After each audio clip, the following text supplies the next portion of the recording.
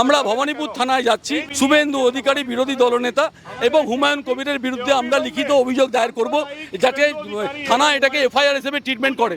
কারণ কি, শুভেন্দু অধিকারী বলছেন মুসলমান, তারা ক্ষমতায় এলে নাকি মুসলমান যারা বিধায়ক হবেন তাদেরকে চ্যাংদোলা করে বাংলার বাইরে ফেলে দেবেন। এবং হুমায়ুন কবির বলছেন মুর্শিদাবাদে আমরা 70%, হিন্দুরা 30%, 2 ঘন্টা সময় দিলে হিন্দুদের ভাগীরথীর জলে ভাসিয়ে দেবেন। এই ধরনের বাংলাকে বা সারা বাংলা জুড়ে সাম্প্রদায়িক বিষ ছড়ানোর জন্য তৃণমূল বিজেপির আঘাত হয়েছে। আর 26-এর ভোটের দিকে তাকিয়ে মেরুকরণের রাজনীতি করছে, যাতে হিন্দু মুসলমান দুটো ভাগে বিভক্ত হয়ে মুসলমানরা মমতা বন্দ্যোপাধ্যায়কে ভোট দেন, হিন্দুরা বিজেপির বাক্সে ভোট দেন। এই মেরুকরণের রাজনীতির বিরুদ্ধে সারা বাংলার মানুষকে এটা সজাগ হতে হবে। কারণ এবার নির্বাচন হবে দুর্নীতির ওপর দাঁড়িয়ে। তৃণমূল কংগ্রেসের 100% দুর্নীতিতে নিমজ্জিত আছে।